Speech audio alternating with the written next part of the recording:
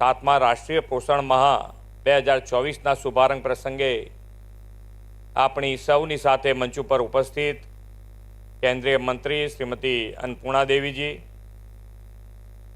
સાથી મંત્રી શ્રીમતી ભાનુબેન બાબરિયા, સાંસદ શ્રી હરિભાઈ પટેલ, મેયર શ્રીમતી મીરાબેન પટેલ, જિલ્લા પંચાયતના પ્રમુખ શ્રીમતી શિલ્પાબેન પટેલ, ધારાસભ્ય શ્રી રીટાબેન પટેલ, શ્રી જયેશ પટેલ, કેન્દ્રીય અધિક સચિવ શ્રી જ્ઞાનેશ ભારતીજી, સચિવ શ્રી રાકેશ શંકર, કેન્દ્રીય સંયુક્ત સચિવ શ્રી પલ્લવી અગ્રવાલ, કમિશનર ડૉક્ટર રણજીત કુમાર સિંહ, સૌ લાભાર્થી બહેનો, પ્રેસ મીડિયાના મિત્રો, આપ સૌને મારા નમસ્કાર।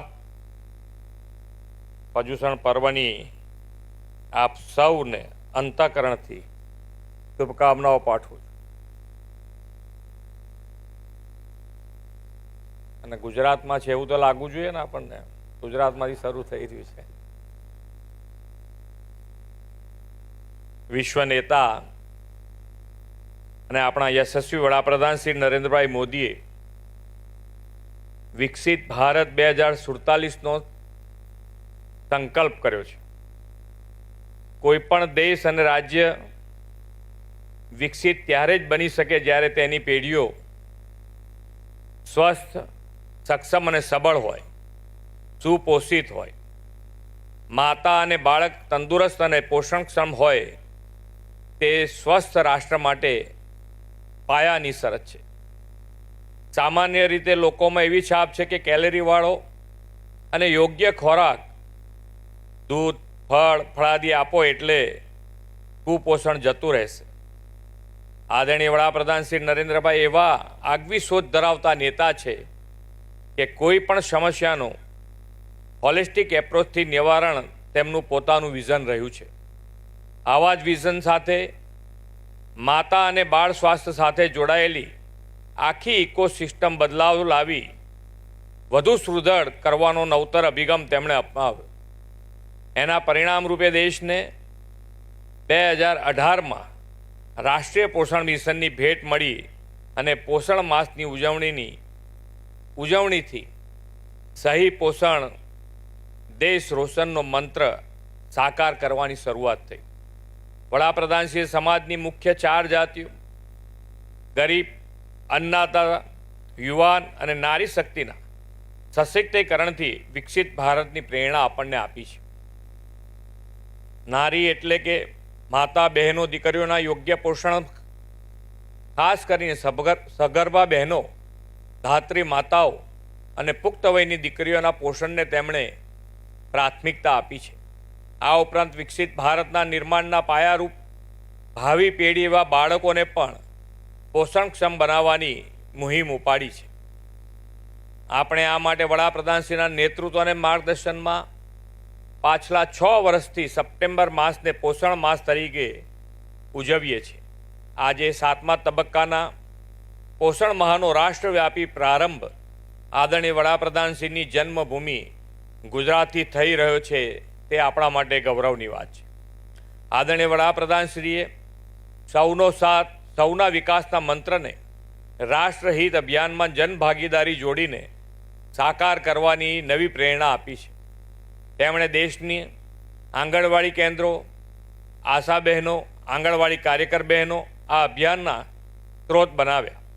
છેક અંતરિયાળ ગામો સુધી વાત પહોંચાડી કે વિકસિત દેશને, વિકસિત સમાજ માટે સૌએ સાથે મળીને કુપોષણ સામેની લડાઈ લડવી પડશે। સ્વસ્થ, તંદુરસ્ત સમાજના નિર્માણના વડાપ્રધાનશ્રીના આહ્વાનને લોકોએ પણ વધાવી લીધું અને પોષણ અભિયાન આજે જન આંદોલન બન્યું છે। આ વખતે 7મા પોષણ માસમાં એનિમિયા, ગ્રોથ મોનિટરિંગ, પૂરક આહાર અને ટેકનોલોજી આધારિત સેવાઓ સંગીન બનાવવામાં આવશે। કેન્દ્ર અને રાજ્ય સરકારને આ બધા સર્વગ્રાહી આયામો સગર્ભા અને ધાત્રી માતાઓ, બાળકો અને કિશોરીઓને સુપોષિત કરીને વિકસિત રાષ્ટ્રની મજબૂત બુનિયાદ વધુ મજબૂત બનાવવામાં મદદરૂપ થાય છે। ગુજરાતને વડાપ્રધાનશ્રીના દૃષ્ટિવંત નેતૃત્વનો લાભ 1.5 દાયકા સુધી સતત મળ્યો છે અને હજુ પણ મળતો રહે છે। આદરણીય નરેન્દ્રભાઈ મોદી સાહેબે આપણા ગુજરાતની માતાઓ, દીકરીઓ અને બાળકોના પોષણ, શિક્ષણ, આરોગ્યની બાબતમાં સંકલિત અભિગમ અપનાવ્યો છે.